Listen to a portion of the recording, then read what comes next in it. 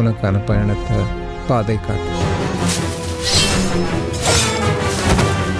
ஹாலிடேஸ்னாலே அது நம்ம ஜிடி ஹாலிடேஸ் தான். South India's number 1 travel brand. எங்களுக்கு பீடிக்கே வழியில குரு, பிச்சை எடுக்கிறோம். பிச்சை எடுக்கணும்னு ஆயிடுச்சுல, அப்படியே ஒரு குவார்டர் கட்டிங் சேர்த்து எடுக்க வேண்டியதானே. கடகம், கடகராசிக்காரர்களுக்கு அத்தனை கஷ்டங்களும் விலகக்கூடிய நல்ல மாதமாக இந்த மாதத்தை சொல்ல முடியும். போன புத்தாண்டு பலன்களே ரொம்ப தெளிவாக சொல்லியிருந்தேன். இந்த வருஷம் மார்ச் மாதம் 29ஆம் தேதியோடு உங்களை பீடித்திருக்கக்கூடிய அஷ்டமச்சனி என்கின்ற அமைப்பு முழுவதுமாக அப்படியே விலகுதுன்னு சொல்லியிருந்தேன். அதற்கு அச்சாரமாக கஷ்டங்கள் தீர்வதற்கான ஒரு அடிப்படை அம்சங்கள் உருவாகக்கூடிய ஒரு நல்ல மாதமாக இந்த மாதம் அமையும். 11ஆம் இடத்துல குரு இருக்கிறார். 7ஆம் இடத்துல தனித்து புதன் அமர்ந்து ராசியை பார்க்க போகிறார். 11ஆம் இடத்தில் குரு இருக்க உபசயஸ்தானங்கள் வலுத்திருக்கு. இந்த மாதத்தில் ராசியில் நீச்சமாக இருந்த கூட செவ்வாய் கூட அப்படியே 20ஆம் தேதிக்கு பிறகு 12ஆம் இடத்திற்கு மாறுகிறார். அதைவிட மேலாக தனாதிபதியாகிய சூரியன் மாத முற்பகுதியில் 6ஆம் இடத்தில் இருக்கிறதும், அதற்கு பிறகு அப்படியே 7ஆம் இடத்திலிருந்து ராசியை பார்க்க போவதும் நிறைவான ஒன்று. ஆக இதுவரைக்கும் ஒரு 2 வருஷமாக 2023, 2024 அந்த 2 வருஷமும் கடுமையான சோதனைகளை அனுபவித்து கொண்டிருந்த புனர்பூசம், பூசம், ஆயில்யம் ஆகிய 3 நட்சத்திரக்காரர்களுக்கும் நிம்மதிகள் கிடைக்கக்கூடிய நல்ல மாதமாக இந்த மாதம் கண்டிப்பாக இருக்குங்க. கடகராசிக்காரர்கள் எதை பற்றியும் கவலைப்பட வேண்டாம்.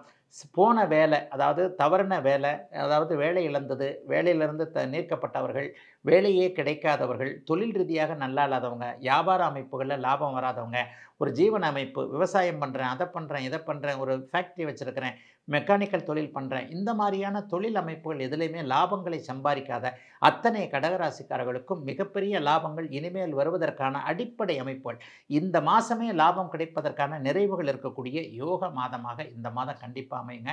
எதை பற்றியும் கடகராசிக்காரர்களுக்கு இனிமேல் கவலை இருக்காது. 8ஆம் இடத்தில் இருக்கக்கூடிய இந்த சனி இப்போது சுபத்துவத்தை அடைந்திருப்பது மிகப்பெரிய ஒன்று. என்ன ஒன்று, சனி சுக்கிரன் சேர்ந்திருக்கிறனால ஒன்று பெண் வழி உறவுகளில் கொஞ்சம் கசப்புகள் இருக்கும். அக்காக்கிட்டேயோ, அம்மாக்கிட்டேயோ, தங்கச்சிக்கிட்டேயோ, சித்தப்பா, பெரியப்பா, சித்திகமார்கள், பெரியம்மாக்கள், அத்தைமார்கள்னு சொல்கிறோம் இல்லையா, பெண் வழி உறவுகள், அவங்க ஏதாவது இந்த மாதத்தில் நம்மளை புரிஞ்சிக்காமல் நம்ம ஒன்று சொல்ல, அவங்க ஒன்று சொல்ல, ஏதாவது ஒரு நிலையில் கொஞ்சம் கஷ்டங்கள் இருக்கக்கூடிய அமைப்புகள் கண்டிப்பாக உண்டு. இந்த ஒரு விஷயத்தை மட்டும் கொஞ்சம் யோசனையாக செஞ்சு அதை தவிர்த்து விட்டீர்களே ஆனால் கடகராசிக்காரர்களுக்கு பெரிய கஷ்டங்கள் எதுவும் இல்லாத அமைப்புகள் கண்டிப்பாக உண்டு. 11ஆம் இடத்துல குரு பகவான் இருக்கிறனால தாராளமான பணவரவுகள் இந்த மாதத்திலிருந்து ஆரம்பிக்கும். ஆகவே பணக்கஷ்டம் எதுவும் இல்லாமல், தொழில் நஷ்டம், வியாபார நஷ்டம், கஷ்ட நஷ்டம் போன்றவைகள் எதுவும் இல்லாமல் ஏற்கனவே இருந்து வந்த 2 வருட கஷ்டங்களை அப்படியே படிப்படியாக தள்ளி வைக்கக்கூடிய அளவிற்கு ஓரளவிற்கு நிம்மதிகள் இருக்கக்கூடிய யோக மாதமாகவே இந்த மாதம் கடகராசிக்காரர்களுக்கு உண்டுங்க. பெண்களுக்கு ரொம்ப சிறப்பாக இருக்குங்க. அதாவது கணவர் குழந்தைகளால் சந்தோஷம் இருக்கக்கூடிய நல்ல மாதம் இந்த மாதம் கடகராசிக்காரர்கள் எல்லோருக்கும் இந்த ஜனவரி மாதம். சிம்மராசிக்காரர்களுக்கு பார்த்தீங்கன்னா சூரியன் 5ஆம் இடத்துல இருப்பதும், அதற்கு பிறகு 15ஆம் தேதிக்கு பிறகு குருவின் பார்வையில் 6ஆம் இடத்துக்கு போகிறதும் யோகம். எப்பெல்லாம் ராசிநாதன் குருவின் பார்வையில் போகிறாரோ அப்போல்லாம் அந்த ராசிக்கு நல்ல பலன்கள் நடக்கும் அப்படிங்கிறது உண்மைங்க. இந்த மாதத்தை 2ஆக பிரிக்கலாம். ஜனவரி மாதம் 15ஆம் தேதி வரைக்கும் 5ஆம் இடத்தில் குருவின் வீட்டில் இருக்கக்கூடிய ராசிநாதன் 15ஆம் தேதிக்கு பிறகு, அதாவது தை 1ஆம் தேதிக்கு பிறகு அப்படியே குருவின் பார்வையில் போயிடுறாரு 6ஆம் இடத்திற்கு மாறி. இது 2மே யோகங்க. 2மே நல்ல பலன்களை சிம்மராசிக்காரர்களுக்கு செய்யும். ஏற்கனவே 7ஆம் இடத்திலிருந்து உங்களை வருத்தப்படுத்தி கொண்டிருக்கின்ற உடல் நலம், மனநலம், கஷ்டங்களை கொடுத்து கொண்டிருக்கின்ற சனி இந்த மாதம் முழுவதும் சுக்கிரனோடு இணைந்து சுபத்துவமாகி ராசியை பார்க்கிறார். ஆக ராசிநாதன் குருவின் பார்வையில் 15ஆம் தேதிக்கு பிறகு வர ராசி மாதம் முழுவதும் சுக்கிரனுடைய பார்வையில் இருக்கிறது நல்ல விதமான ஒரு நல்ல ரெட்டிப்பு நன்மைகளை செய்யக்கூடிய ஒரு அருமையான ஒன்று. ஆகவே எதை பற்றியும் கவலைப்பட தேவையில்லாத ஒரு நல்ல மாதமாகவே அத்தனை பேருக்கும் இருக்கும். என்ன ஒன்று, ஏதேனும் ஒரு நிலையில் கடந்த காலத்தில் குடும்ப குழப்பங்கள் இருந்தவர்கள் எல்லாருக்குமே குழப்பங்கள் தீரக்கூடிய தன்மைகள் கண்டிப்பாக உண்டு. 10ஆம் இடத்துல குரு இருக்கிறதும் இந்த மாதம் 20ஆம் தேதிக்கு பிறகு 11ஆம் இடமாகிய லாபஸ்தானத்திற்கு இவர் வலுவாக மாறுவதும், யார் செவ்வாய் வலுவாக மாறுறாரு.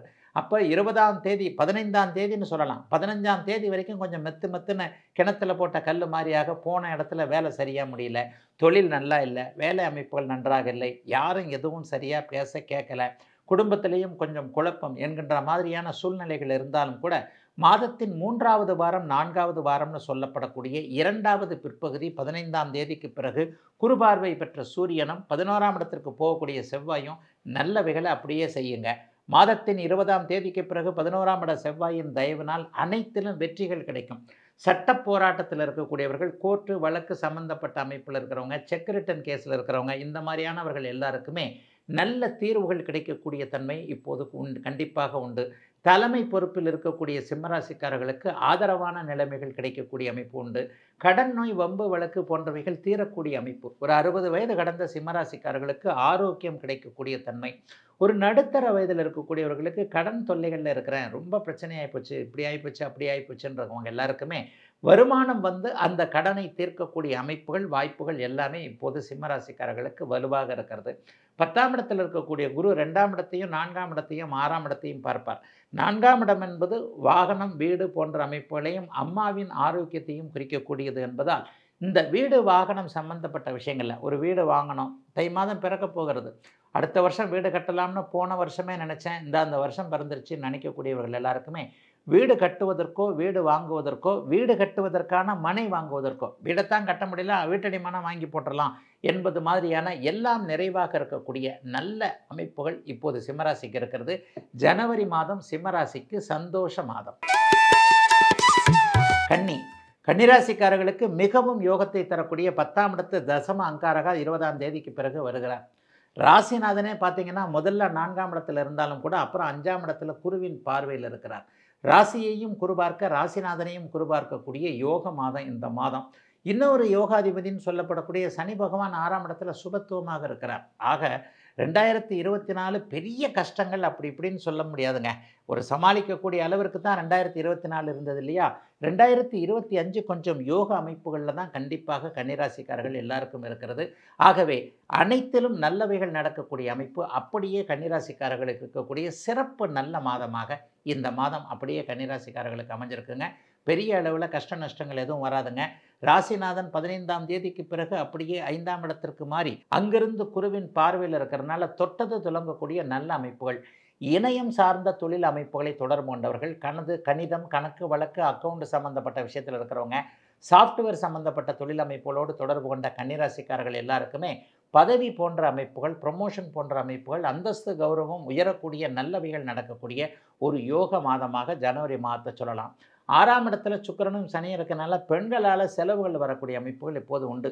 மனைவிக்கு கேட்ட ஒரு விஷயத்தை அப்படியே நல்லபடியாக வாங்கி கொடுக்கறது, அக்கா தங்கச்சிக்கு ஏதாவது பொருள் உதவி செய்யக்கூடியது, அல்லது அக்கா தங்கச்சி கேட்ட ஒரு விஷயத்தை செய்யக்கூடியது, சித்தப்பா பெரியப்பா, சித்தி பெரியம்மா மக்கள், அல்லது அவர்களோடு பிறந்தவர்கள், அல்லது அத்தைமார்கள், தந்தையோடு பிறந்த பெண்களாக இருக்கிறாங்க இல்லையா.